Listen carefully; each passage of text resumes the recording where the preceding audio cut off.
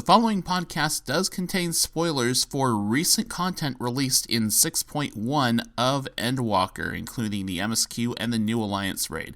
It does also contain some mature language, and unfortunately on this episode, there were some issues with audio quality, as you will clearly hear, especially when I'm talking.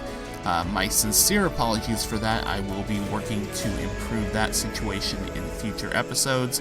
With that said, enjoy the show. From the many realms of Atheris to the distant reaches of the 1st and the 13th via the magic of podcasting, this is episode 12 of A Podcast Reborn, a show celebrating our journey in the past, present, and possible future Final Fantasy XIV. This episode is being recorded on Saturday, April 16th of 2022, otherwise known as Ground Zero for the 6.1 Housing Lottery. More on that real soon. My name is Brian Black, otherwise known as Ro, and with me, as always, are my two amazing co-hosts. First off, we have our resident old man and Sonic the Hedgehog 2 fan, whose XIV portrait will make you go WTF. Hi, Brandon. Good morning / afternoon / evening, everybody. So, I decided to celebrate a big way with 6.1. I was really looking forward to it. So I just decided to change some things up. I went on my VR alt and I used a Fantasia on them. It's like, all right, I'm gonna become a Wildwood Elzen or maybe Duskrite. I don't know. But eventually I settled on Duskrite.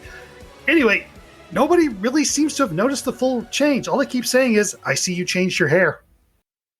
God. All right. The dad jokes are going strong. And here once more to defend Grahatia's honor, although not from that joke, while running around and punching heads off in PvP or running for her life while fighting Azema in the newest raid. Hi, Megan. Hi! I'm here to represent Butterscotch Battalion, the newest free company on Gilgamesh. Come join us. We don't have a house yet because we're too new, but we're gonna. You still have that fighting spirit. You still have that hope. That's good. That's good. Lend me some of that when the show's done, please. And as promised last time, we have a guest with us for this first episode since patch 6.1. She's the leader of my free company, friend of the show, and also a proud member of Team Graha from the Stars Herald Free Company on Diablos. Hi, Sera. Hey, how's it going? Going pretty good, pretty good. I'm looking forward to the point where Brandon eventually makes a Grahatia joke, and the two of you just annihilate him. The carnage should be lovely. He could try to get a good reaction out of me. Look, I don't have to make a Grahatia joke. The man's a joke himself. Oh. Ooh, fighting words. Well, Sera, first off, thank you for taking the time to be here on the show. I think I have mentioned your name probably more than any other person's name on this show outside of my co-host. So it's almost like you're an honorary co-host already without even having been here. Yeah. I'm just kind of there. It's like, just the person like kind of in the background who's just very unassuming. Live from the Peanut Gallery.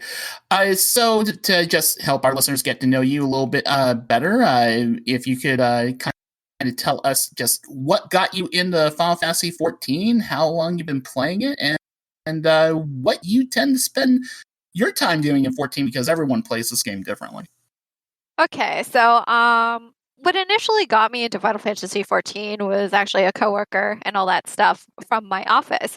So it's like I work on video games like for a living and all that stuff. Unfortunately, can't really talk too much about it. But the topics of various games always come up amongst us and whatnot. Like, what's the cool like latest stuff or whatever? What's the biggest thing to play? And one of the things that has been like going around the office for a little bit was Final Fantasy XIV, and it's like at that time it was like perhaps a little bit after Shadowbringers came out. Like I was a little like late to the party, but they were like, yeah, like come join us, and I was like, you know what, why not? Because the only other MMO that I played like a little bit was like World of Warcraft, like all the way back at like Wrath of the Lich King, and I played a little bit of Guild Wars too. So when I started playing Final Fantasy XIV and all that stuff, a lot of people's like just take your time and whatnot, enjoy the story. And it was the story that ended up wrapping me kind of like into it and whatnot. If it wasn't for the story, perhaps maybe I wouldn't have been as interested, but it's what essentially got me into it in the first place. And doing MSQ was like one of my favorite things to do. I just love lore. And this game definitely has a ton of it for sure. I guess when it comes to lore, obviously it made it clear you're a big fan of Graha Tia. But like for you, I guess I'll toss this out here. And of course, there will be spoilers here. There's a spoiler warning at the top of the show and whatnot. But what would you say was one of your favorite moments of the story so far? I mean, there's so many to choose from, of course, but like, what was like one of those big moments for you that just made you go, oh, wow? So are you talking like one of the first like very, very impactful moments? Yeah, and I mean that can mean different things for different people, but like one of the first times that you went like, wow, this story is something else. So one of the things that grabbed me at first is the fact that you, as the Warrior Light, you're kind of part of the like central focus of like the main story. So it's like a like World of Warcraft and whatnot, where you're kind of like in the backgrounds, like sidelines, even though like characters might like refer to you, but in like any big cinematic moment, you're just kind of elsewhere. You're not there. You're not present at all, and you don't really feel like you have a massive impact on the world. So, Aurora Reborn was feeling like a little bit slow and whatnot. And what really felt cool, at least when I was just nothing but a small green sprout, was doing Operation Archon, where it's like you're about to like kick the crud out of the Garleans and whatnot and be like, get the heck out of Eorzea. That was like one of the biggest moments, especially like fighting like Ultimate Weapon and whatnot. Although I think to say nowadays, like I am a little bit less loud, except for the new changes they made in it. The new changes are pretty crazy. Yeah. But it's like I gotta say, like Heaven's Ward was so good and it made me cry a lot. I'd say there's some moments in the ARR that got me a little misty-eyed, but Harshiphant's death was like the big one for me. It's probably the big one for a lot of people too, of course. Yeah. My partner, who also is in the FC cast, when I hit that scene, he was on the other side of the house, and he just hears me scream, "No!" at the top of my lungs, and then I was bawling for an hour straight, and he could not console me. Like, I just couldn't, and it's like, to this day, I'm still not over it. It's just, I miss him so much. I have a shrine to him in my basement. Dude, you don't get anything, okay? Like, yeah, like get a heart. He's just a random Ellison. Who cares? Oh my god. I'm kidding. I am kidding. I love Harshiphant. I am entirely joking just to rile the two of you up. I mean, it's nice to have a holy shrine to Harshiphant, and since we've already talked about this last episode. I have little flowers and candles and his portrait. And then my Pazuzu shrine right next to it, which I pray to for loots, which works, by the way, because I got my dancer weapons, like, second kill, and I got the chest piece first kill. Nice. Okay, that's actually one thing, like, I never done was, like, make a Harshiphant shrine, even though I kind of see, like, joking, like, posts of it, like, on Housing Snap or something along those lines. Oh, although, in my old FC, the FC leader at the time, Chrissy, they decided to dedicate their entire room to me, and it was just kind of weird because as soon as you entered, all the walls was just nothing but Harshiphant, and then the center was a futon, but under the futon was one of the like the pudding rug, and it was dyed white, and it was like, I hate this so much. Oh dear Lord, that's amazing. My god. And like to this day, it's like, oh hey Sera, remember when you made this? I was like, what are you talking about? You were the one who made it. It was your room. Oh, that's great. But you were the inspiration, so it was made by you.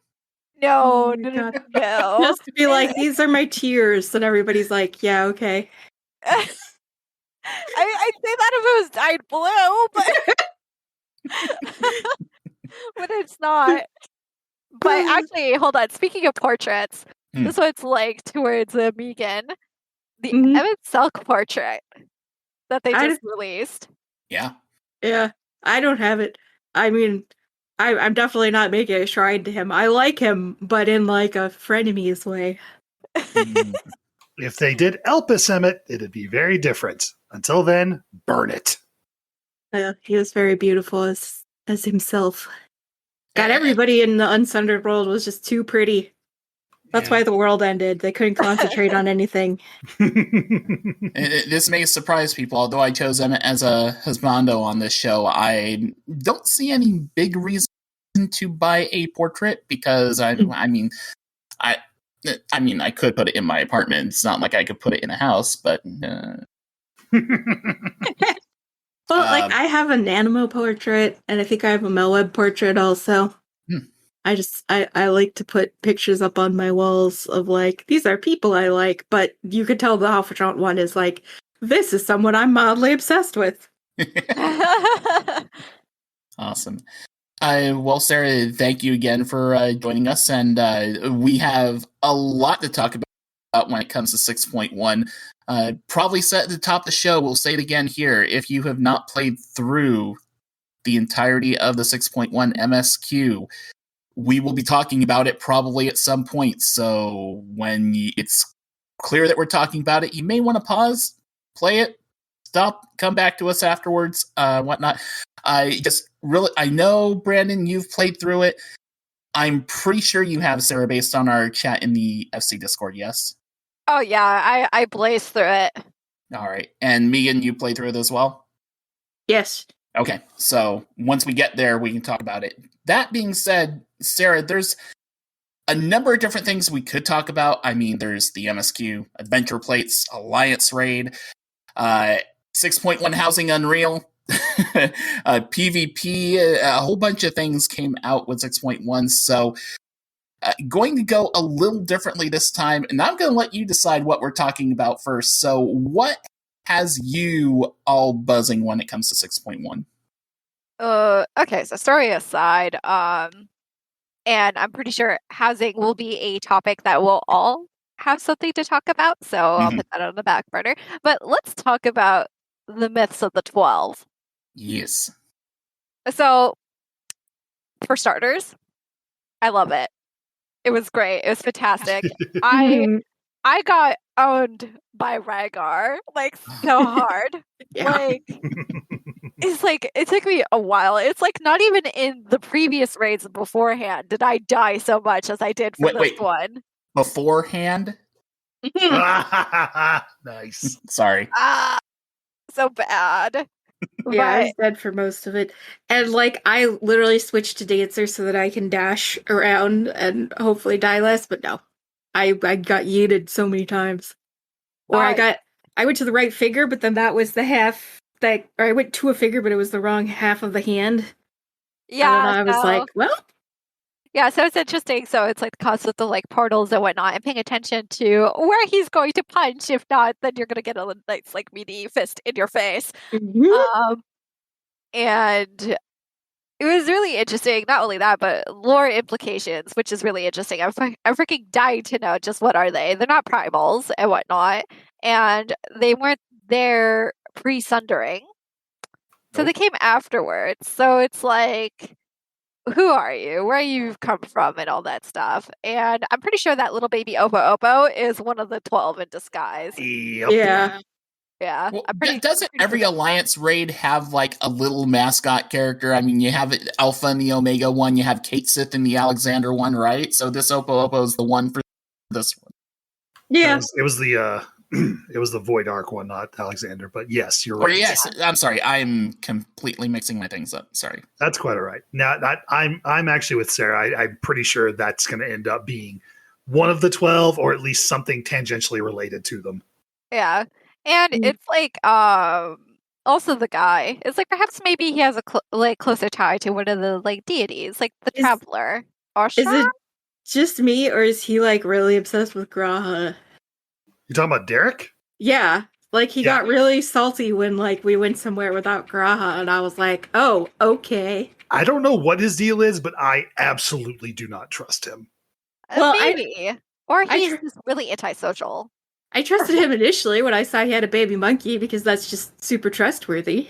But then he was rude to me, so I changed my mind. Something about the way they're basically making him have zero expression throughout this entire story. I don't know. Something's going on with that guy. I don't trust him. Never trust a man in thigh-high boots. Derek kind of weirds me out because most people who listen to the show haven't seen pictures of my character, but my character looks like an older Derek, except with some facial hair and glasses. It's frighteningly close as far as like the hair, face, and all that. So Derek looks like Alexander's younger brother. Alexander's the name of my character. No relation to the prime. Oh my god. That's too funny. Yeah, it's pretty crazy. So yeah, I keep on making jokes about my little brother Derek. I mean, my your littlest brother, the monkey. I mean, my main character is essentially almost a clone of Godbert Manderville, so I don't suppose I have any room to talk there. Mm-hmm. And well, I mean, Sera, I think your character is pretty close to that one character from Bajda, right? Which one? Makoto? Yes. Ooh, yeah, so cute. they're both Rain. They both have face 2 and all that stuff. There's like subtle differences in like eye color and whatnot. She's blonde. My Rain has white hair. Yeah, I have the same. I think I have the same face as Y'shtola, but I have a very different nose and skin color and face shape. But sometimes I'm like, my older sister Y'shtola. But no, obviously not, because she's my waifu. So, well, I will say that this questline also introduced me to one of my new favorite side characters ever, the Rogan Lady Snowgime. I knew you'd like her. She is great. What's not to like? She's hilarious and adorable, but we don't have to talk about that. I love the Charlene meme of like, they're so smart but so stupid. Yeah, well, it's like how do they live for so long when they neglect to eat? Well, it's like int 10, wisdom 2. Yeah, that's pretty accurate. I really want to know how they managed to survive eating Archon loaf, but that's just me. I mean, have you done any of the studio quests? All of them, yes. Yeah, so it's like, you remember the one for like the cooking? Yep. Yeah, so it's like probably because you just have some who are stubborn as that one dude who's like, why do we need delicious food when we have things that provide us the nutrition we need? Because fuck you, that's why. Yeah, that's why everyone goes to the last stand, because that's the last stand for your taste buds. Damn straight. I may hate Grahatia. I don't actually hate Grahatia. It's all a meme. But I will not, doubt the man's taste in cheeseburgers. He does like a nice big cheeseburger. I think he eats the biggest cheeseburger. You don't find that cheeseburger at Whataburger, I'll tell you that. That is very true. Maybe Jack in the Box. Yeah, not even. One thing. Go ahead. I love that cutscene where they introduce Archon Loaf to the game, where like Kryle takes a bite out of it accidentally and looks at it like, oh. That's true. I forgot about that. I will say, kind of just bring back to the Alliance raid for a second here. I died in my first run through of that raid, and I've run it 3 times now. I've died in my first run through that raid more times than I've died in almost anything in Final Fantasy XIV. It was embarrassing how many times I was dying, and you know how, Megan, on your Twitter feed, you put down, you don't know what's going on? That was me for every encounter. I don't know what's going on, because up until and through that raid, anytime I do an encounter for the first time, I don't watch a strategy video. I just hop in it and do it. And for the most part, I was able to get by pretty well by usually following this person here or there. And I tried doing that with the Alliance raid, like seeing where other people are going. That didn't necessarily work all the time. Here's the problem. Nobody knows what they're doing right now. Right. There are no strategy guides. So I actually got fairly lucky. I got in with a I don't know if it was like an entire FC run and I was just one of the few spots I couldn't fill, but almost everybody in there knew where to go for the fight. So I literally could just follow an entire crowd en masse. Nice. Now, I still died a bunch, but I died way less than I would have under other circumstances. So here's my question for you all. How many times did you fail Biragot's hammers? I got it by the end, but I died a lot through like half the fight, and then I finally figured it out at the end. Also with Ward yelling in my ear, like, it's gonna go that way, look where the hammers are. I'm like, what? You're not getting pushed with that platform. You're going down. So I did get it eventually. Like that one, I'm like, okay, I can figure this out. And then we get to Regal, and I'm like, okay, I get it. I'm supposed to run to the fingers, and then it's like, wrong finger, and I'm like, ah! Yeah, that was me. Took a few times on the hammers.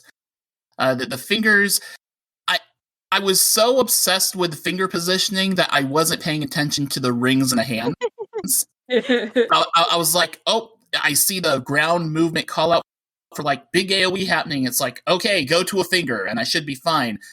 Didn't realize that which finger was an important thing. And so died a lot to that. Wasn't paying too much attention to the rings. But the highlight or the low light for me, and I'm embarrassed to confess this, but I feel like as a podcaster I need to. I was that guy, folks.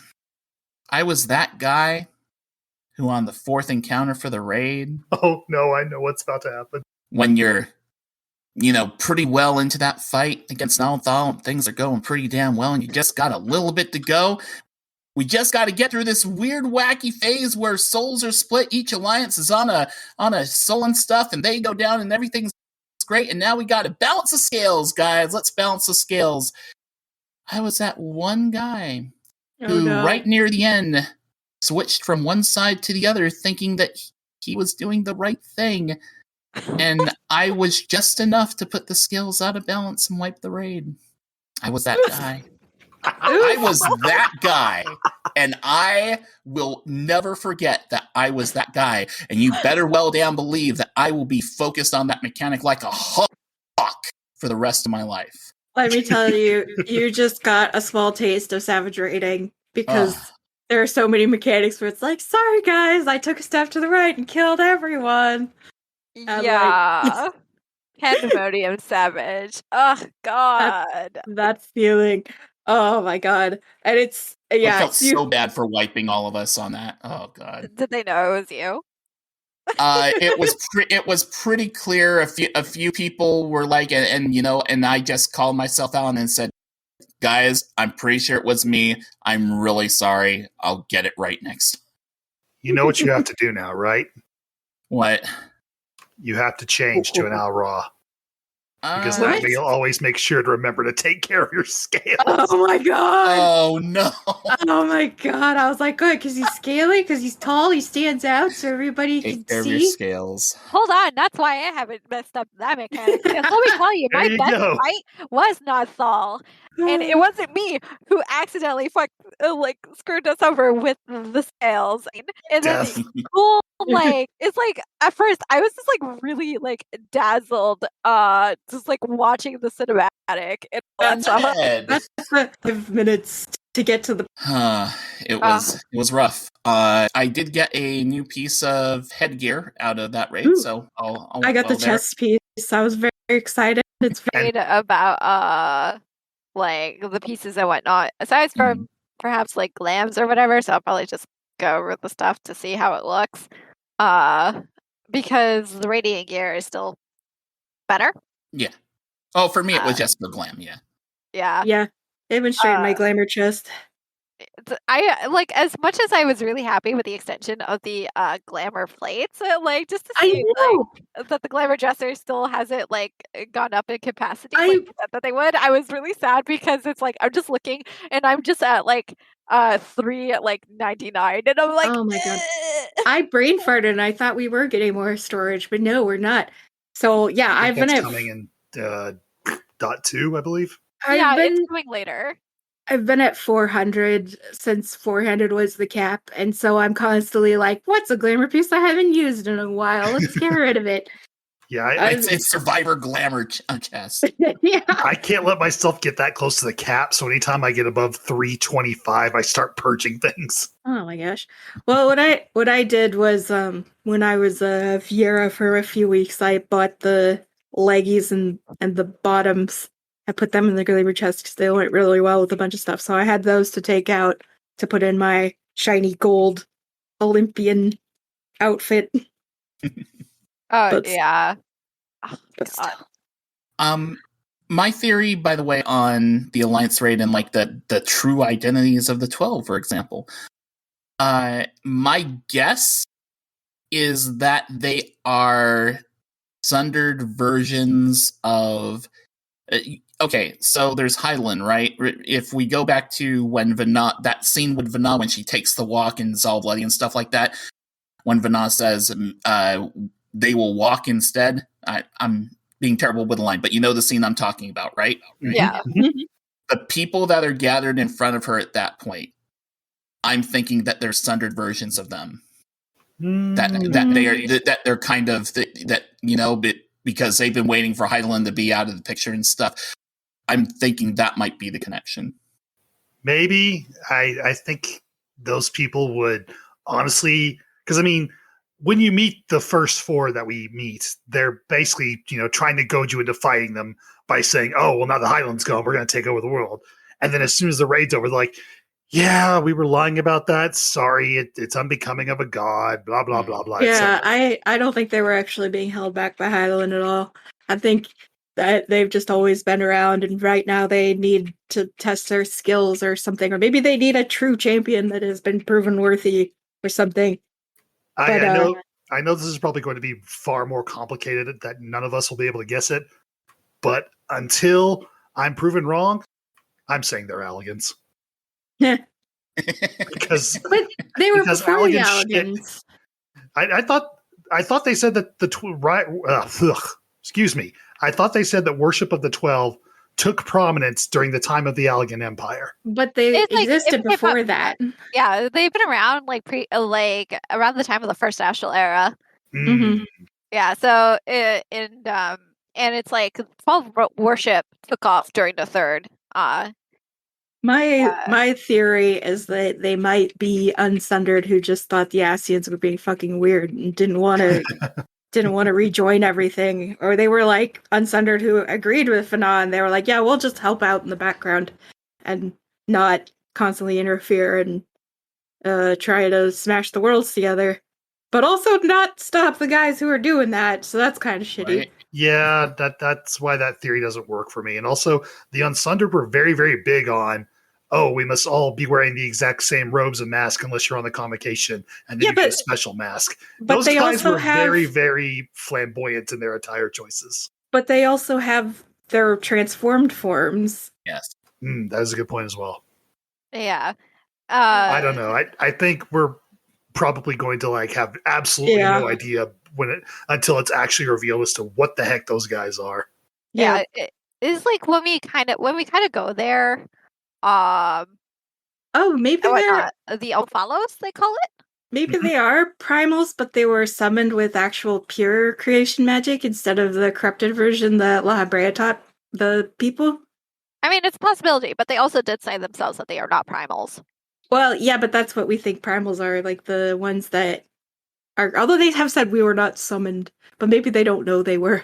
I mean, technically, we know that Hyland doesn't temper people, and she called herself a primal as well. Yeah. It's like, so Zodiac and all that stuff had the ability to temper. It's because it's kind of more or less how he was created, and that's how the convocation of 14 ended up getting tempered. Heidelid, on the other hand, and whatnot, she was created differently with her initial summoning. And so she didn't have that. It's like she basically gave her traveler's word to those who would be deemed worthy of warriors of light. As for these guys, it could be a possibility that they are a product of creation magics. Just kind of like how Heidelin ended up creating the Loporets. They could also be something that could have been there just in case. So Oh, yeah. it could be another creation of Hydaelyn that we do not know about. So they could have ended up just staying on Aetheris when Medion was going a bit crazy, depending on if man was able to save the star or not. Yeah, that could be. Yeah, and it's like I could definitely kind of see the influences of Emeraldine like stuff. Like the little structures, you kind of have like Oh, yeah. those spirals that are that go around it. And not only that, but naming conventions and whatnot for the ancients and whatnot are Greek, like Hyphladeus, Hades, and stuff like that. And there's heavy Greek influences surrounding the 12 and the Ophalos and all that stuff. It's basically kind of very similar to Olympus. Yeah. Yeah. And like I could already kind of see where it could be going in terms of who we might end up seeing next. Like if it keeps on going from left to right, so we had the 2 lightning aspect gods, we had the 2 fire aspect gods. It's like right now the next one looking is ice and the other one's the wind. So it's like we're going to be looking at Halone and Minfina. And I believe the wind was Nathaka and Ashra. That's Calling see your Halone. shots. Yeah, I honestly really want to see Halone. It's like, let me. And then everyone's like, Nathaka for a specific reason. I'm sure you guys know why. It's like, let us see that matron. Right. Let's kidnap I some. mean, they're worth a swear, so. Yeah. Let's kidnap some Ishgardian like clergymen and just throw them at freaking Halone and see what they say. Oh, wait a second. I think I lied. I'm looking at the color thing or whatnot. And it's like, it's a little hard to distinguish the colors of the blue. Let's see. So you have the kind of like lighter ones. So it's like Halone for some reason is a very, very light kind of blue and whatnot. So it's either that the next one is a water aspect and we'll see Thaliak and the spinner. God, who was it? I don't remember. Yeah, my knowledge of the 12 is very, very limited because they haven't really been all that important to the lore up until now, aside from everyone praising Halone throughout the entirety of Heavensward. Right. Well, it's like if you RP, you kind of pick one that your character is into or their culture is into, usually. Yeah. Generally, everybody has their team favorite. Nemia. That's who it was. It was Nemia. Yeah. Gotcha. Right. I obsessively looked for lore and stuff. And it's like, it's really great because I chose Azima as my as my patron god at the very, very beginning when I made my character. And I was like, oh, she's bae. She's so beautiful. Totally. Oh, man. Yeah, I originally went with Thaliak because I was a caster, but then I changed it to the Wanderer guy because now I'm a DPS range melee main. And yeah, when I started, I got told, it doesn't matter, so I picked one at random and ended up with Ralker. Nice. Like, yeah, my Magitech and magic obsessed, main character cares a lot about Ralger. Yeah, this is perfect. I tend to go with like what race they are for what I pick for their thingy, depending on like if they have any lore associated with it. I think it really honestly mattered for like the aura, like True. because There's it's no like Dawn Mother or Dusk Father, yeah. Like the Dawn Father, Azim, and that's the thing is like since they're similar, it's just they're hinting at like all of the gods are actually based on these guys. It's just like different interpretations of them. Oh yeah, definitely for sure. Except for Azim and Azima, because one's masculine, one's feminine, and all that stuff. Even though Urianger is like, perhaps maybe it has to do a little bit with Azim because they're associated with the sun. Mm-hmm. I was kind of wondering if they were going to explore that, and then they don't bring it up at all, and I was kind of disappointed. Well, I'm like honestly, when it comes down to it, like out of everyone on the convocation of 14, Azim is the most mysterious and all that stuff. We only see them like a handful of times wearing their black masks. And is like some part of me is very hopeful that we get to see like a little bit more, or we learn a little bit more about them, and like because we're a piece of their sundered soul. And if we're going to traverse around the many like different reflections and whatnot, are we going to be running into other like shards of the same soul, basically? Is it? Well, that's what Ardbert was, right? Yep. Yeah, that's what Ardbert was. Yeah. And when we like the canon explanation for how we like summon people to come fight is they're supposed to be the other shards, I thought. That's why you pull out the Azim soul crystal. Yeah, definitely for sure. But it'd be interesting to like see it within like yes. I would like to meet more of them. I would also like to meet shard versions of all our friends. That would be very funny. I was like, I won't be surprised. Go ahead.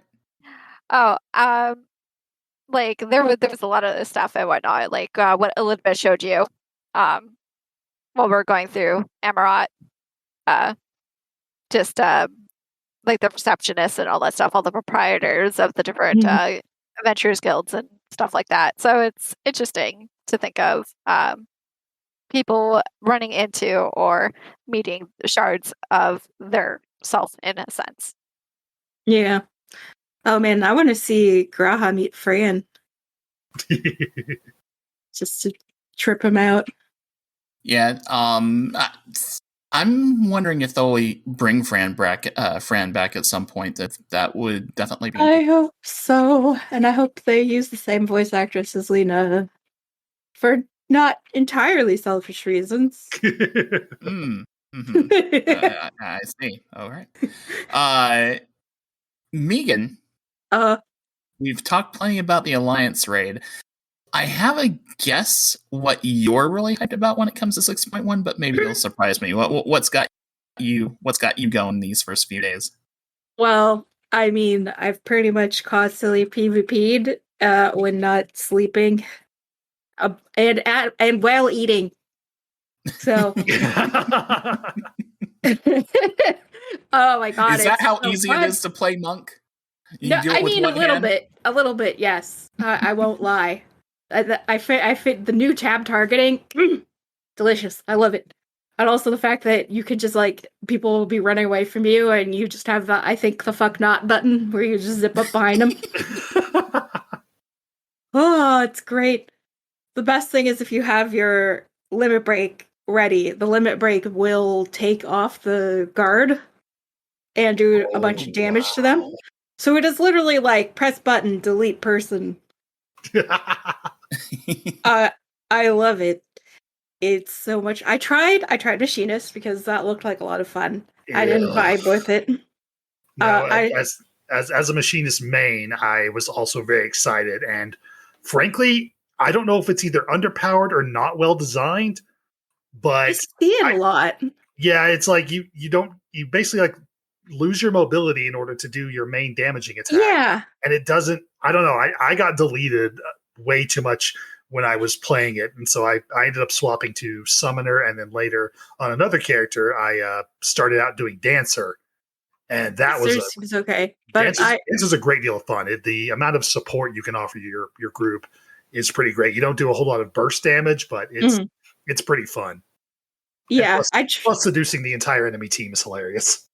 I tried doing Samurai because that's hyped up in a lot of, you see it a lot, but you have to like plant your feet to do your big damage, and I'm too hyperactive for that.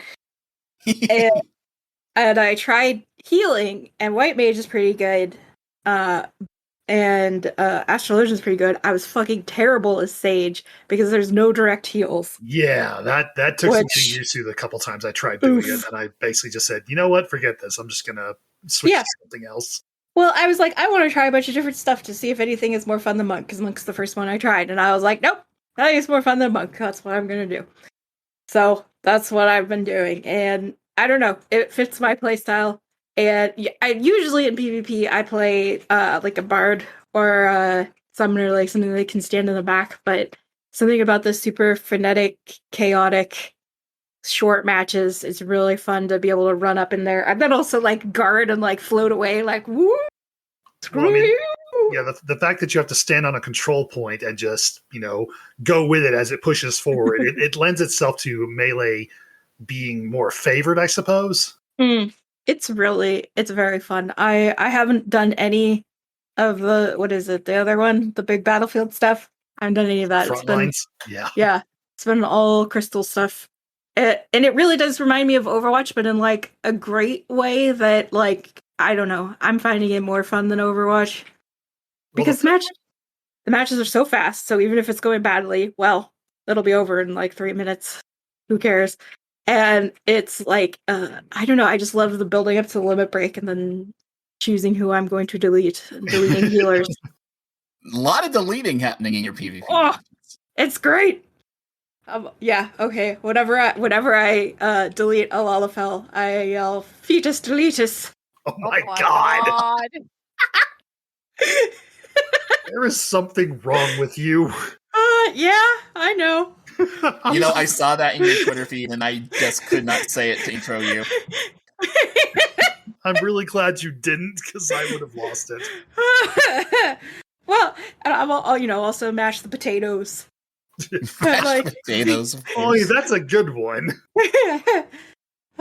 It's so, because I don't know why, but it seems like healers really like to, or like Lalafells really like to be healers. And so I'm always like, the potato, I'm hungry.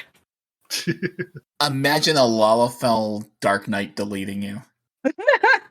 Dark Knights don't put out enough damage to delete anyone. Oh, okay. Well, unless they're getting... Yeah, all you can do is imagine. Well, when I really love the like guard system and because I'm such a hyperactive fucking gremlin, I love to sprint in, punch, like kill someone, and then the whole team realizes what's happening, and they all turn and start punching me, and then I put up my guard and go, nah! And like around the corner, and like try and squat in the corner and heal myself up, and 5 times out of 10 it works every time. 50% of the time, it works every time. But yeah, I have a lot of fun with it, and you're doing well when the second the other team sees you, they're all just like you, and I'm like, oh no. It's like that cat meme where everybody's pointing knives at it. That's me in PvP. Yeah, I know the one you mean. Just looking all smug and yeah, we can do better. I've only played a few games myself, but I gotta say the few that I did play, I did enjoy quite a bit. Brandon, it does sound like you've also been playing quite a bit of it too. Yeah. Once I realized what the reward system looks like, I mean, sure, there's all the cool stuff you get for just straight up, progressing on the new ranking system. I mean, at max rank, you get the Boulevard 4 Dragon lookalike armor. Once you hit rank 5, you get the fist bump emote, or not the fist bump, the punch your palm emote. I guess it's called /determined. Hopefully you know what I mean. It's that thing that the Warrior of Light always does in the cutscenes when they're like, yeah, it's time to kick some butt and take some names. The main thing though was the trophy crystal vendor. You only get 1,000 trophy crystals every time you rank up, aside from when you get some other rewards. But that vendor has recolored and upscaled textures of certain artifact armor sets. Basically, level 60 for anybody who was around in ARR and Heavensward, and then 60, 70, and 80. 70, 80, and 90 for all the jobs in the expansions post that. And like I said, they are dyeable right off the bat. They come in different colors naturally, and they have much better texture resolutions. Except for, I think, the Endwalker ones. I haven't compared those yet. Mm-hmm. But the answer one is gorgeous. So I'm definitely getting that. I have 2 pieces of it on my ephemeral already. I actually posted a picture of it in the Discord if you hadn't seen it yet. And yeah, it's freaking beautiful, just naturally, even without being able to dye it. I love the blue accents inside of it, because those don't dye. Mm-hmm. The like inside part, the lining, I guess. Yeah.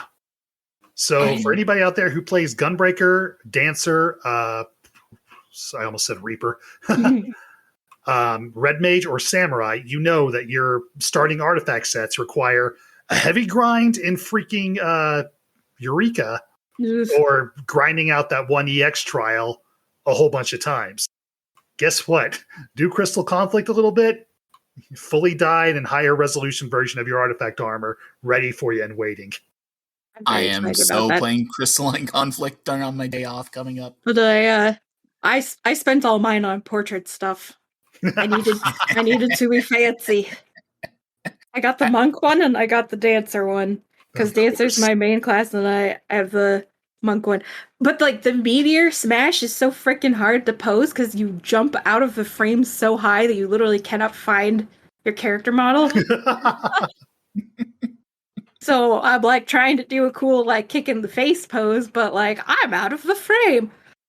So for those who haven't looked at those sets that she's talking about, offer a background, I want to say maybe a border, and then a specific animation that you can pose, and it's related to your limit break in Crystalline Conflict. Mm-hmm. So if you've seen people doing versions of those specific to that, that's how you get them. I've seen more people than I care to count doing the machinist sniper rifle one. Yeah, that's a popular one.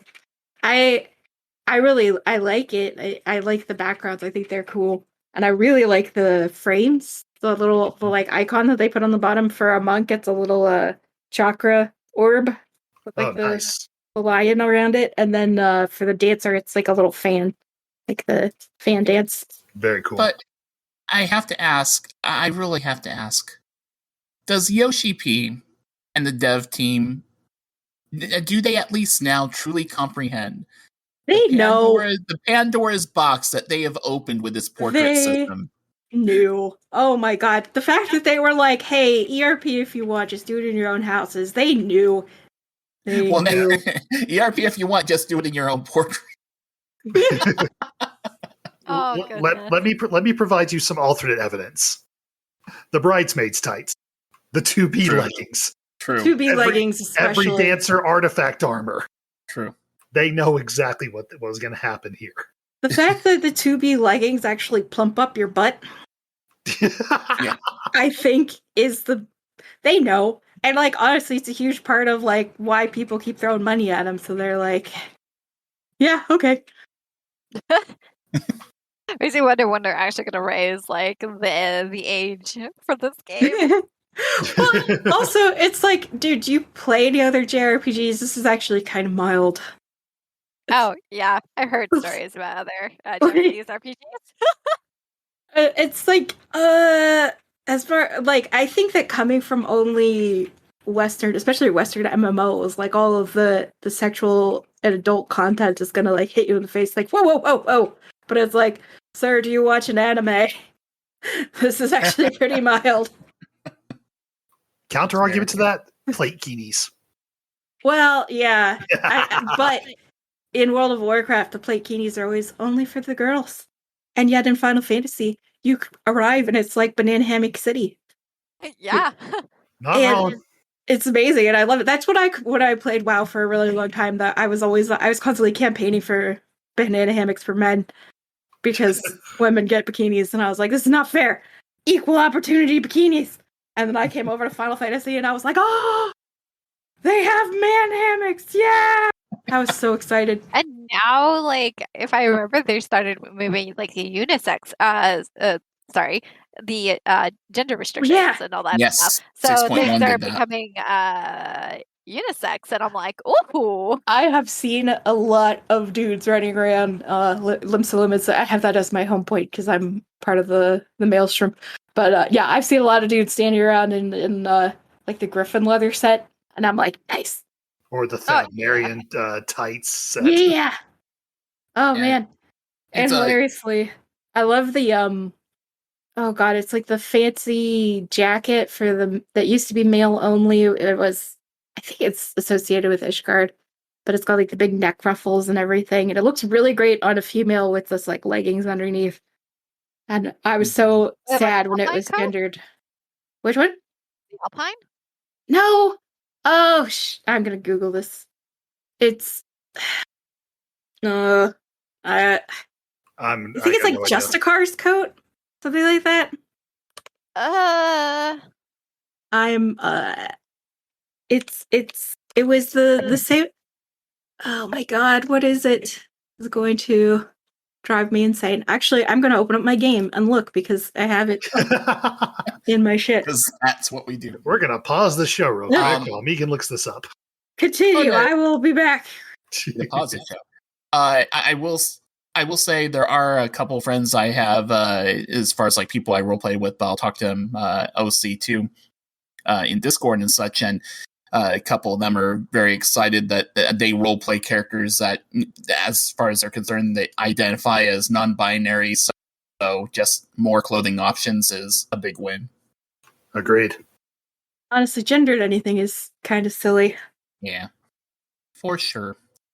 Brandon, we'll get back to while Megan's looking up the info on there, but there's a queue. Of course there is. The Gilgamesh curse. I mean, a lot of people need to complain in the quicksand or in Limsa about the housing, of course. Honestly, I will say really quick before we get to Brandon's thing, which I'm sure isn't about housing.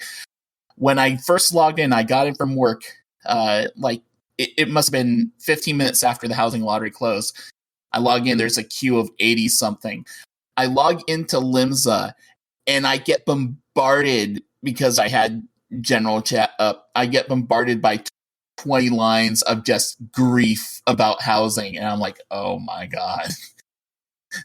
You could literally see the flames and the salt. It was like, I think the queue is just full of people wanting to complain, and I probably have my own complaints. I just didn't put them in general chat. But we'll get to that in a bit, because I will choose housing. Brandon, you don't have to choose housing, because I know how vested you are in housing, but I want to take that. So I'm sorry if I'm stealing your thunder talking about housing. You are not. I have made it clear multiple times in this show that housing is not a system that interests me outside of being able to decorate, small apartments in my free company room. Also, I just want to say, well done, sir, on the salt joke. Get it? Because it's an ocean port city. Yeah. God. Yeah. I walked right into that. Certainly didn't swim to it. Yeah. Anyway, so what I'm going to talk about is, you guessed it, that roll quest follow-up chain where I'm kidding. I know nobody else in this. I know nobody else in this podcast but me has done that many roll quests twice. So Nice. Yes, I completed them all on an alt as well. I'm still leveling up my tank. Oh, but I found it. It is the High House Just a Corpse. Just a core. I don't know. It's just French. Oh yeah, I have heard people talk about that. Oh, it's so cute on a lady, and I use it for my scholar glam because it looks very fancy and scholarly. Oh, I'm about to go hunt that down, see what I need to do to get that. So, for my part, I will take the main story quest of 6.1. She will. I mean, what are my other options? We already talked about the other thing I'm majorly interested in. Yes. And you're not going to let me talk about housing, even though I don't care about it. So I know that there's a lot of things that you were super hyped about with the reveals in this story that I did not get because I did not play Final Fantasy IV. But I will say that I think my favorite part about all of this was, just getting to do another normal dungeon sort of, adventure that it felt very similar to the one that took place right after Stormblood. Yes. Hey, we're going to go hunt down a rumored treasure and use it to help the people of this beleaguered land that we just saved. And then it turns out, Freetra knew about this the whole time, and we just broke a bunch of his toys. You're actually stealing from me. Yeah, I was like, I will say I was kind of annoyed that we had to rely on Estinian to be like, yeah, we weren't going to keep this. We were going to give it to you guys to help rebuild. Even though you have multiple opportunities to talk about, you get an option dialogue choice of, I guess we were just kind of robbing this tomb.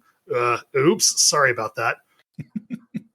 So that was fun. But then everything else that came after that, where you basically get to run around with the Y'shtola, which I'm always on board with, and help her solve the riddle of how the heck do we cross over to other shards.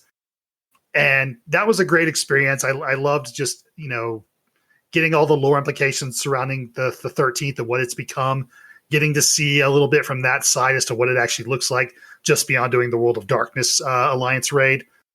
But let's be real here. The top moment of this was getting to see Y'shtola become a magical girl. that God. scene.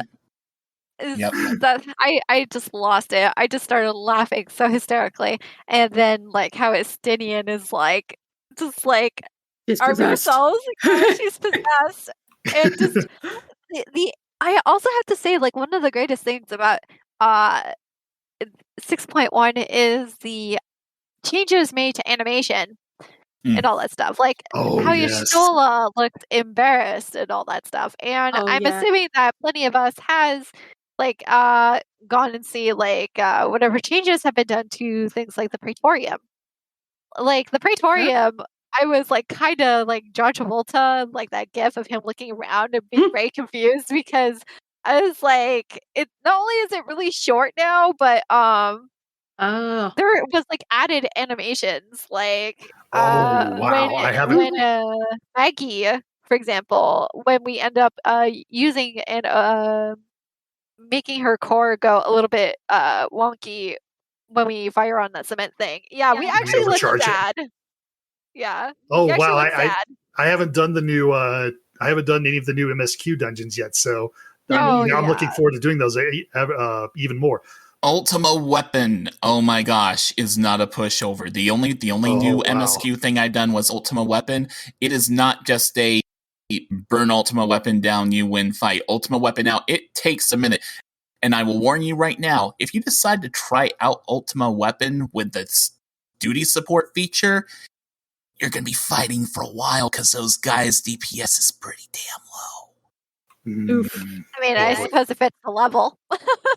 Well, I think I've heard complaints that their DPS sucks, and I'm kind of like, yeah, but that makes sense. Like, I feel like they're still trying to incentivize people to go with other players. Yeah. And this is kind of just there for like, hello, do you suffer from crippling social anxiety to the point where you don't even want to see somebody else's text? Fair. Fair. But speaking of animations, can we just talk about the best new animation added in this not expansion, in this patch? And that would be Y'shtola getting bonked on the head by a falling book. There was so much waifu and husband material this expansion, and honestly, this really just made me be like, yes, cat people are the best. Oh god, the Grahatia thing and whatnot. Oh, that was just absolutely beautiful. Just how he looked and how he was clenching his fist and how he's just like holding himself still. I was like, is Graha mad that like I like considered like something like that? But then it's like a kid just waiting for his mom to give him permission. And I thought he was like, going to throw a freaking temper tantrum right then and there, and I'm like, oh my god. This is why, as the Crystal Exarch, he had to hide his ears and tail, because he gets so excited that they are just giving it away and being adorable, and no one would take him seriously. Yeah, that's a word for it, I suppose. No, I love it. It's so cute. And like Y'shtola, when she embarrasses herself and her ears like flatten back. Yeah, that was pretty precious. It was. Oh my god! Imagine a baby Y'shtola. Oh, now hold up, Brandon. You wait just a damn minute here. First off, you get on their case and you talk about how like you're all blah, blah, blah about Graha, but if it's just Y'shtola being cute, it's fine. Yeah. Yeah, What she's is hot. that? Oh my god! Graha's cute. Graha's extremely hot. Also, I am terminally straight, so I have no ability to be attracted to Grahatia. Also, in case you haven't figured it out yet, I don't actually hate Grahatia that much. I'm doing it to rile Megan and now Sera up. I know. I must Graha defend... is my number one husbando, though. Oh, is your number one? Alex knows. Who is it? What? Spit it out. What? Tell me. You go ahead. You go ahead. Oh no, I'm scared now because I can already feel the waves of disapproval. Hey, on this show, you can get away with mentioning. You have one option that will make me disappointed in you. That's it. If you don't say him, you're great. You know exactly. We spoke about this. Did we? I don't remember. We did in my FC Discord. I want to know. I don't remember. You're going to have to remind me. Okay. So the thing is about like FF14 is like they toss an unholy amount of husbandos. Like, as soon as I hit Heaven's Word, I was like, oh no. Especially when I saw Emmerich for the first time. So, first crush I gave to the game, harsh font. And then that ended tragically. And it's like, I also really like Emmerich. Emmerich's hot as hell. Yeah. Yes, he Like, is. hands down. I even like Estinian. He's just grumpy as hell. He's just a grumpy dragoon. That's all he is. Grumpy but good-hearted is a perfectly acceptable, personality type. Yes, definitely for sure. And then it's like, okay, it's fine, it's great. So those are the husbandos for Heaven's Lord. And it's like, go to Stormblood. There was really nothing kind of going there. It's like, Magni was like, Poor and it's like Hien was like also alright. I was like, I'll give him hands down that he's probably like one of the hottest here. Yeah, he's very handsome, but he is kind of bland. Yeah. It's like, that's the whole thing. It's like, also I'm gonna have to throw Xenos under the bus. He was like a Dollar Tree Sephiroth to me. I mean, you're not wrong. No, I like Xenos back when we thought he had a juicy booty, but it was a lie. Jesus Christ. It was just his pants. I mean, come now, Sarah. You're forgetting about the one most important person in Stormblood, Asahi, the guy who has a face only a fist could love. Okay, that I can agree with, and not to mention Daniel, who inherited said face and made him the most punchable villain in Endwalker. So that's like Stormblood in a nutshell. And then Shadowbringers, Emmett Selk. He is my number one. He was my number one husbando and all that stuff. I loved him. But you know what? I seem to apparently have a type because you know who else I really liked was Solus from Dragon Age. No. Who have very similarities to Emmett Selk. I hate You know what? Solus so much. I fell right into that Savella in hell, man. But like, it's like, okay, so it's like, guy, ancient wisdom, oh, woohoo, yada yada yada. It's like, one of the things is like, God damn it, what is the thing that you shouldn't do that you learned like back in Dragon Age Origins? Don't romance the apostate. And it's kind of like, there we go. I feel like I'm missing something because so many people, they love Solus and they love, oh god, what's his, the one from Dragon Age 2, the scruffy boy with the justice. Was it Cullen? Yeah. No, the scruffy boy with the spirit of justice who fucking that's Anders. Anders. I kept wanting to say Alistair, but I'm like, that's the wrong game. I was so pissed off, and I played through the thing as a rogue, and so I'm going into the final battle, and Anders has just done something horrible that makes me want to kill him. But if I kill him, I don't have a healer for the final boss. Oh yeah, that was the whole thing. I would have killed him. I was very upset. I mean, I killed him too. It's like I was really sad when they did to his character in Dragon Age 2 because I really loved him in like Awakening. Forever. It's like he had a cat named Sir Pounce-a-Lot. What's not to love? Indeed. But so yeah, it's like I had a type. But then Endwalker decides to hit me like constantly with the feels with the whole thing. It's like, how many times are you gonna take Emmett Silk away from me, Yoshi? How many times? Not only that, but then new husbando. Hello, Hypheldeus. And it's like at this point, I'm on the board with like so many people. It's like the original like OT3. You have a harem right now. That's all there is to it.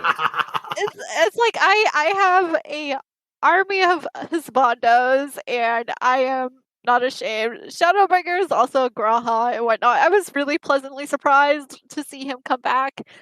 But since like I joined the game like just a few years ago, and I managed to just literally kind of join at the good time because like it gave me something to do during the midst of the pandemic. Pandemic not good, but something to do very good. And I just soaked it up like an absolute sponge. And so yeah, Graha and Emmett definitely for Shadowbringers, nothing from Stormblood. I gotta say, at least I could give Xeno some credit. He was a little bit more interesting in Endwalker. I liked how his arc ended, and I hope he stays dead. I was gonna say, I don't know about that. Wait. Okay, end of MSQ spoilers. Is that fucking Xenos? No, it's just his avatar partner from no, the I have a theory on who that is. I don't think it's just his avatar. I think it's Oh, a specific entity. do you think it's a shard of our character? Do you think it's our shard of the No. 13th? Because No. I've heard that theory bandied about. Who do you think it is? I think that entity has a name, and I think its name is Zemus or Zeramus. Oh, fuck. I think you're probably onto something there.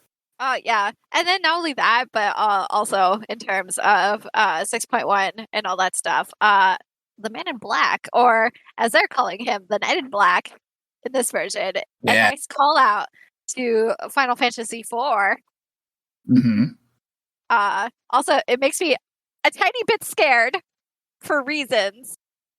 Because I'm not sure if you guys recall or have you played 4, Alex? 4 is one of my favorite Final Fantasy games. My list, I mean, there's a lot of Final Fantasy games out there. Let's say right now 14 is number 1 for me, but before 14 existed, 6 was my favorite, followed by a tie between 7 and 10, and then right behind him is Final Fantasy 4. Yeah. Yeah, 4 is on my shame list of games I haven't played, along with 6 and 9, unfortunately. But I did buy the Pixel Remaster of 6, and I'm going through it somewhat infrequently now that 6.1 is out. But I'm thinking I might buy 4 after this and give that a play as well. I know the point you want to get to, Sarah, because I share it too.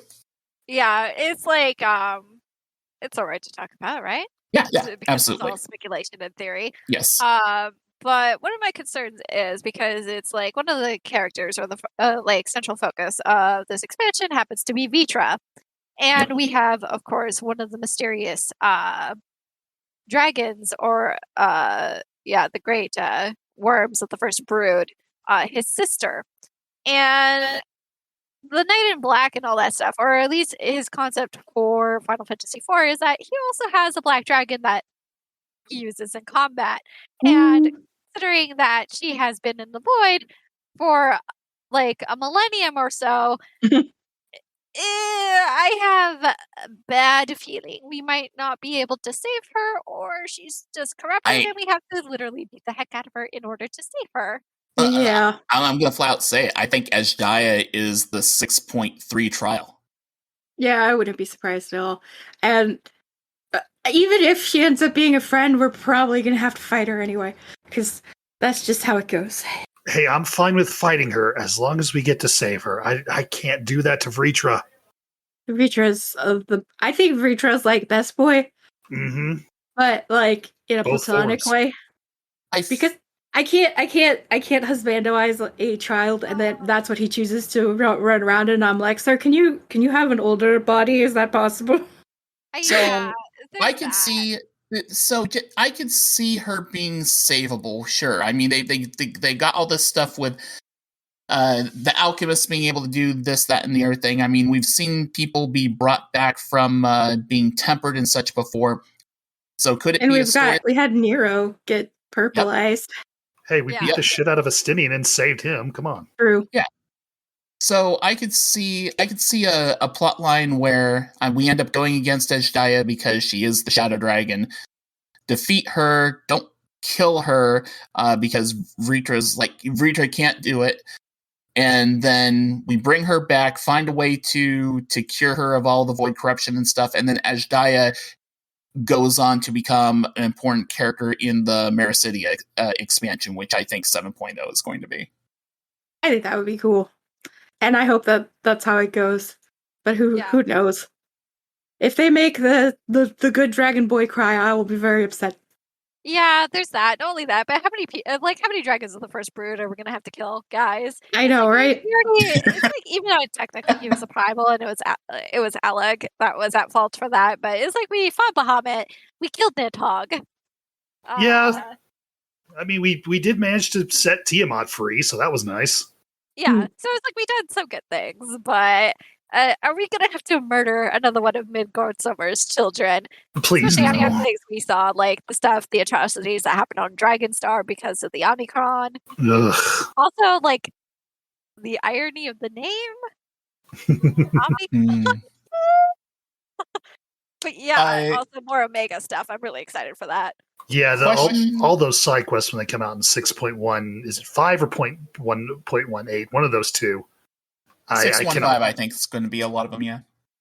Yeah, I can't wait for all the side quest stuff that's coming in that, but we're running out of time to let Ro rant about housing, so I think we should hold off on that. Well, before we switch gears to housing, I do want to say, I want to ask Sera, because she's keyed in on Final Fantasy IV. Do you think that the 4 elemental fiends, that's what those throne characters represent, the 4 fiends that, from Final Fantasy IV, it's pretty clear there. Do you think they are the trial series for this expansion or next expansion? I think they're the trial series for next expansion.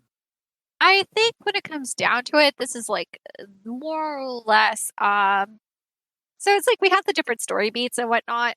As like we haven't really hit the first one yet. It's like right now, we're at the introduction phase. Mm-hmm. And whatnot. So it's like, okay, mysterious like new groups and whatnot. Who are they? What roles are they gonna play? There's already been a lot of like speculations and also like name drops of references from these characters that were in Final Fantasy IV.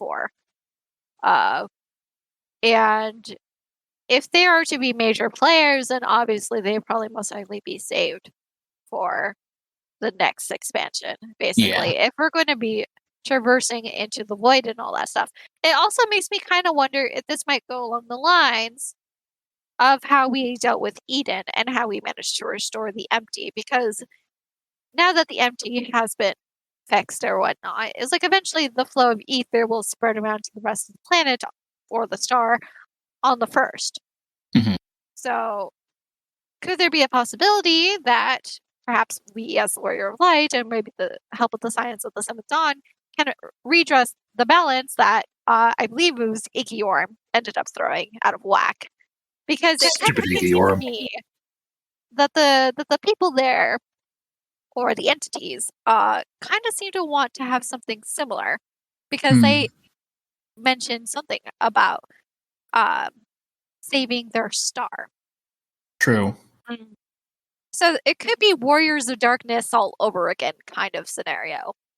So it could be that Golbez and the 4 people with him, he may not necessarily be the bad guy, but not necessarily a bad guy, but an antagonist that had with a reason to do what he does. Yeah, it's like if anything, a villain or an antagonist always needs a motivator or gold and whatnot, and it's like we as the Warrior of Light, we're going to be in his way. But also it's like the same thing where afterwards when we ended up beating Heaven's Ward and whatnot, and we had the Warriors of Darkness and whatnot, they were an antagonist to us. Yep. Mm-hmm. These Warriors of Light of the First and all that stuff, and they were pretty adamant about killing us. And then when lo and behold, Arbert became one of our like steadfast companions within And Golbez does team up with you near the end of Final Fantasy IV, just saying. Exactly. So you see where this is going, or where I am going with this. That is my theory about the whole thing and whatnot, because it's like when it comes down to it, if they manage to bring back the 14th and all that stuff, that would just like address a lot of the issues, especially involving the Void Scent. Also, I can imagine like Void Scent, our peers just crying because goodbye Void. But yeah, I do think that the big bad, which I feel we just got introduced to, not Golbez, but the Xenos' Reaper Spirit, and Yoshi P even had said before Endwalker to pay attention to that. I feel that that's going to be Zeramus, or basically in essence, if not in name, more or less that role in the story, as far as like the big bad that you don't really truly take on until near the end, but at least they're planting seeds for it now, you know? For sure. Yeah. All right. Well, we are definitely running out of time, as Brandon said, and I guess let's get to it, because this is probably something, if you listen to multiple Final Fantasy 14 podcasts, you've heard on every other show this week. Player housing in patch 6.1. The first lottery period ended literally hours ago from this recording. I got home from work about 15 minutes after the period had ended. I had put in an entry for a plot in Ward 23 for plot number 56, which is basically the subdivision analog of 21. For those who know 21 and who won 21, I salute you. But yeah, I put in 19 million for that. Had 6 other people I was going against, and when I went in to check it, I knew that my odds weren't great because 1 in 7 is 14%. And I went up to it, and the winning number was not 0, it was 4. What? It was 4. So I walked up to the lot, and a house was already there, so I knew it was a done deal. And congrats to the person or persons that won that lot. I mean, more power to you. And I now have well over 100 million gil on me, and no real reason to need to spend it on furnishings or anything like that. So, yeah, that's the thing. I'm disappointed. I knew that this was a very high likelihood of happening, but I currently do not have a home for my character. Here's the thing, though. As salty as I may be about that, and as disappointed as I may be about that, it can't even come close to the disappointment that people who were the only person to bid on their lot had, only to go to their lot and find out that the winning number is literally 0. Apparently, you can roll a 0 for the housing lottery and not just in /random. So this was definitely an unintended thing. It was a bug. The team's looking into it. This is kind of a big deal because based on what I can see on Twitter, I glanced at Reddit briefly, I've looked in other channels' Discord, this 0 thing hit a lot of plots. There were a lot of plots where the winning number was literally 0 and nobody won. There are people who were the only person who entered. They were 1 of 1 and the winning number was 0. Some people went to a plot and it said that there were no entrants in the lottery whatsoever, even though they had entered. This housing lottery, this first housing lottery, it's went well for a lot of people. Sera, I know it went well for you because thanks to your entry, the FC is going to upgrade to a better home. Yeah. So the thing once the 6.1 dropped and whatnot, first things first, that I did was I went to see the various housing wards. And I was thinking about old like strats and all that stuff, and being like, okay, so it's like I got my route planned out. I know what plot I want. I'm just gonna go over there and do it. And I was the first person to submit a lottery ticket. Everything was all fine and dandy. And then I kind of went to go visit like every day or so, and I see that I'm still the only person. And then Core, bless his soul, added another ticket to it. So that's 2. And then at first, I wasn't really sure if an alt that I had just sitting doing nothing in the FC could join in, considering, same account, right? Well, no, lo and behold, I was able to do so.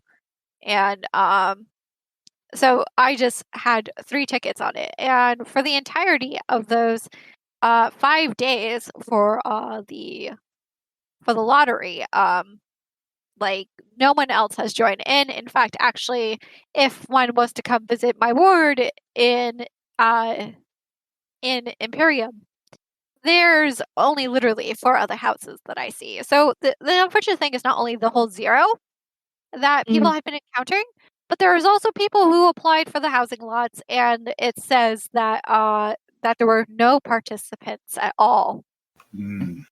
So that was a huge major thing. And for a person who like works on games and whatnot, I am surprised that something like this is like pretty critical, or at least a major bug, that this managed to slip by like FQA and all that stuff. Because you think that something like housing and whatnot, things that players are really, really, really into and desperately like wanted for such a long time, like that they would make sure that everything functions. Now, it could be something as simple as like a code, or perhaps, I would say maybe it could occur with specific housings, but or it just could be something at random. It's so unfortunate, and it's a good thing that Yoshi decided to act upon it very quickly. So while people for this cycle can claim if they're able to, afterwards they're going to be turning off housing the lottery until they fix the issue. So, I think to resolve this lottery round is like 4 days. So it's like if you try to go up to a placard to submit a lottery ticket, before the next lottery cycle, it just says that the place is just unavailable for purchase. Yeah. Also, all the housing wards have changed in every housing residential district. So Lavender Beds, the Goblet, so on and so forth. While there are personal houses in the housing wards for people who did not move, for those so if you do move and whatnot, only FC houses or personal houses can be there now. So the change applied everywhere. I need to talk about that, by the way. And here's where I rant. Here is where I rant. I don't rant about not getting house. I'm not even ranting too much about the zero or the bug thing, because honestly, I can't rant about it because it didn't affect me. I feel terribly sorry for the people it affected. They can do all the ranting for me there. But I'm going to rant on this part of the housing lottery and what I think it just doesn't compute. They decided to divide the wards for the housing lottery when we only found this when 6.1 first came out, basically, when the notes came out. That wards 1 through 18 were going to be for free company housing, and that the remaining 6 were going to be for private housing. So of 24 wards, 18 for free companies, 6 for private housing. I think that was a gross error, and I will try to explain why with math. In each ward, you have 60 plots. 18 times 60 is 1,080.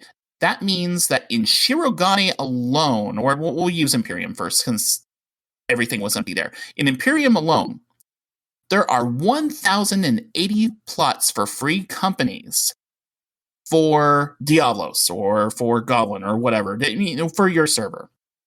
I don't think there's 1,080 active free companies in Final Fantasy XIV on any server any given time. There's a lot of people playing this game. There aren't thousands upon thousands of free companies in need of housing. I honestly don't believe that. And I can back that up by telling you that I know that there, in some of these free company wards that I went to, there were plots where no one had entered at all. Literally, there were empty plots. Not if you go even on Balmung, one of the biggest role-playing servers as far as 14 goes, there were plenty of free company ward lots that had no one go for them because there weren't free companies looking for smalls. That's another thing, too. The division didn't care about the size of housing, which you could argue it probably should have. I honestly don't think that, at least going forward, I think that larges and mediums, and I'll even say mediums, too, because, yeah, I think that larges and mediums should probably be free company only. And I think that small should be for privates, and maybe do some mediums for privates for people who want to spend big. But the fact of the matter is, the 18-6 division is terrible.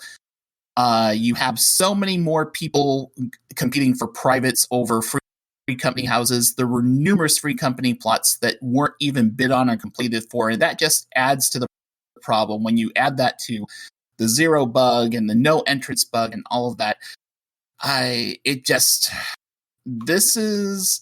been playing the game actively for about a little over a year now, and this is really even counting all the congestion with Endwalker, this I think is the roughest thing that the 14 team is going to have to deal with in terms of just it's just a bad smudge on what's been an otherwise pretty smooth and stellar run, at least from my experience, but this one hurts. It's going to affect a lot of people, and people are going to be talking about this one for a while. Oh yeah, but it's like Endwalker exactly itself wasn't very smooth. Like, it's like, granted though, working under the constraints of COVID, it's like even myself, it's like I don't have any access to the studio and all that stuff. All my work stuff is actually here. It got sent to me by the company and all that stuff, and it's like my desk is essentially taken over by work, and so I have to really honestly give it props to Square Enix to being able to pump the content out as fast as they did, and not to mention keeping promises. For example, like when we had the Halloween event, like in January, it was just really weird because we already had Starlight. Right. And so it's like the delay, for example. Honestly, I don't mind delays. It's like I rather have a nice working completed game than something that's full of bugs. It's like that is fine. They're transparent about it, which is fantastic. One of the things though, aside from the abhorrent long queues of like 5,000 or so to get in, was actually the audio issue. Oh, that's right.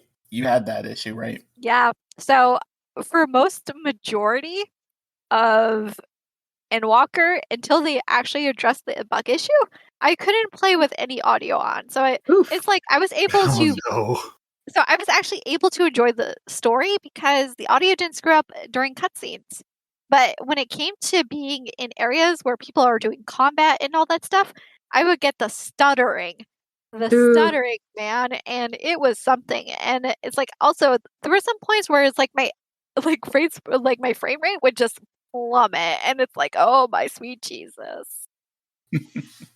So it's like while a lot of things like turned out like pretty good, and it's like I was able to enjoy the story again when I got to go through it without it, because I ended up getting a new CPU and stuff like that. For the housing, I was also kind of very surprised on their decisions and the splittings of the housing wards and stuff like that, because it's like I do agree that doesn't seem to be a lot of free companies. It's like they're definitely around, but it's like you could tell which ones are the big ones or which ones are the kind of like small ones, babies. But it's like still, I don't think that there are that much on a specific server to warrant the amount of houses or plots that were kind of given to them. And not only that, but Crystal is known for its RP. And there's a lot of people who want to have like their own personal house that went up for recreational RP. Be of the E variety or not. Yeah, so whether it's having a nice space where you can lock the door rather than go to the quicksands. Or get a room at the Sultan's breath or whatever. Yeah, or whatnot. And it's like it's like housing and space and whatnot has always been like an issue. Like even getting an apartment on Mateus or Baumung was like really hard. And all that stuff because they were all taken. But those are the biggest ones. And it's like apparently on Diablos, it's like it's been kind of growing, but it's like at times now I do see players run by with like an RP tag on, and it's like it's kind of bleeding over slowly but surely. One thing. What was I going? I totally lost my train of thought. It got absolutely derailed. You're welcome. Yep, it's fine. What I was going to say is, as far as the housing stuff goes, it sucks. It happened. There are a lot of people that are going to be upset about it, salty that they lost and stuff. The odds for getting a house going further are going to be harder. But I'm going to say that there is a little bit of a silver lining on this. And that is because I have a theory as to why the Division is so heavily skewed toward free companies and why they only did 6 wards for privates. I'm hoping, and I know I need to keep my expectations tempered on this, but I think that the Island Sanctuary is going to basically be what people have been asking for when it comes to having their own housing space. I think the Island Sanctuary for every player is going to pretty much be their own instance house. I hope they let other people visit it, and it'll be their own instance house with outside spaces for gardening, Stardew Valley-ish activities and stuff like that aren't too, player power affecting, stuff like that. Basically, I think everyone's going to get a house eventually. I think the Island Sanctuary is probably going to fit that spot. I really hope it does. And I think they're looking ahead and realizing, well, we have Island Sanctuaries coming up, so let's limit the number of private spots available.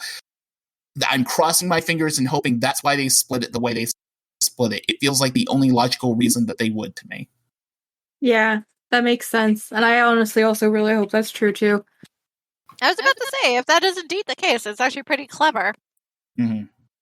I suppose we'll see when that comes around. Yeah. When is that slated Like, for? they haven't said anything about it.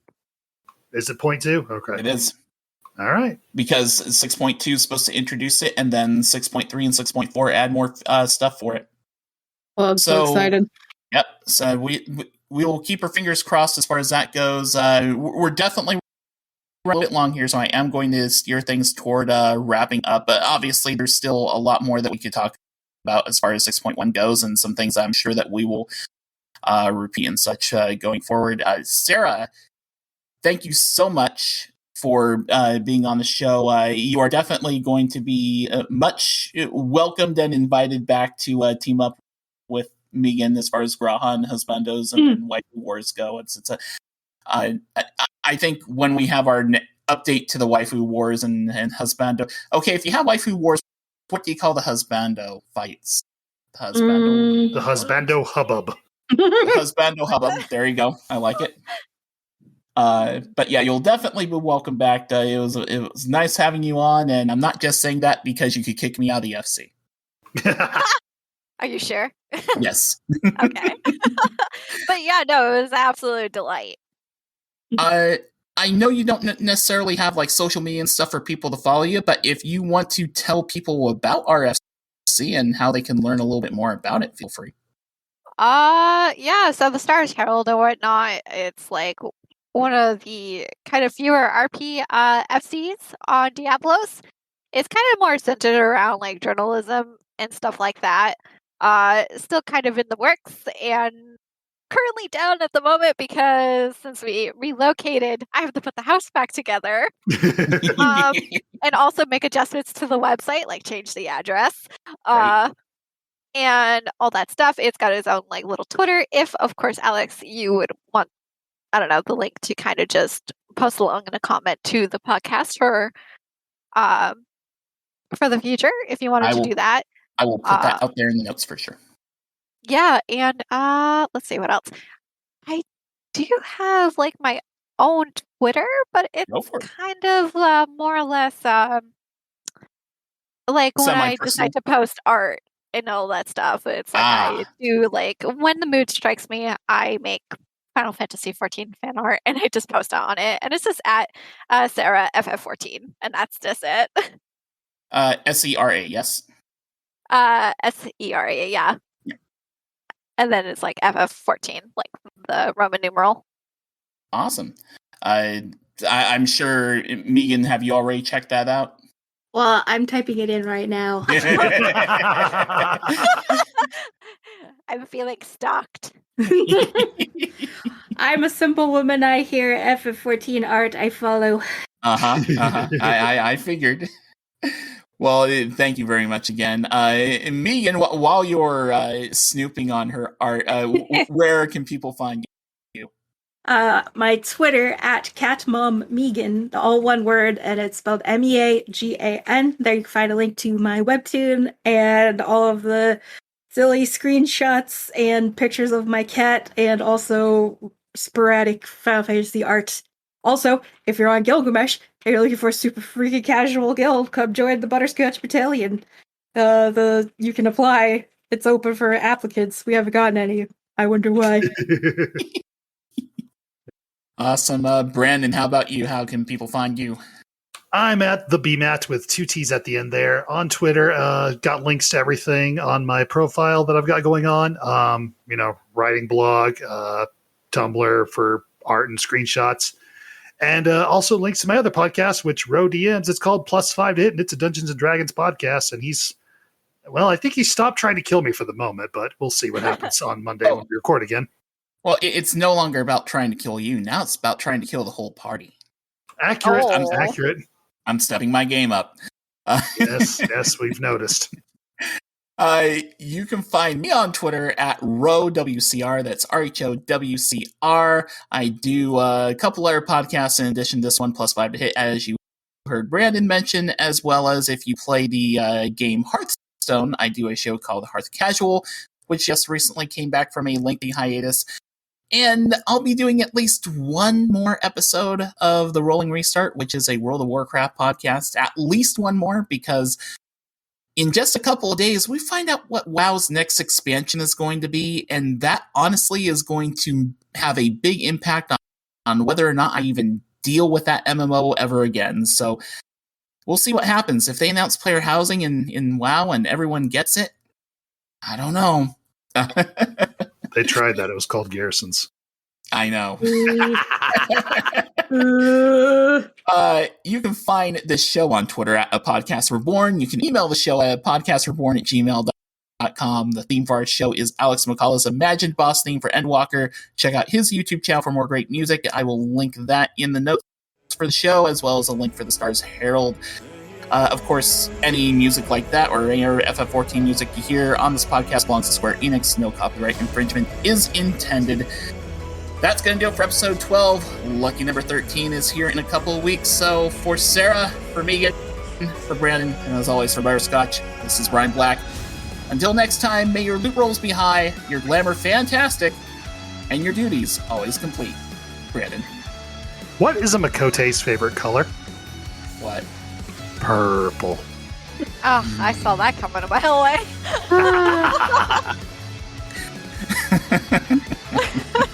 I can live with that one. Yeah, I was like, it's not that bad. I promised my daughter, she got told that joke, but about cats instead of Makote at school, and I promised her that I would use it on the podcast. Aww. His last Grahatia joke died for that joke, and I'm all for it. Oh, it's still there. It's still on the list here. I'll just bring it back when you least expect it. Take care, everybody. Bye.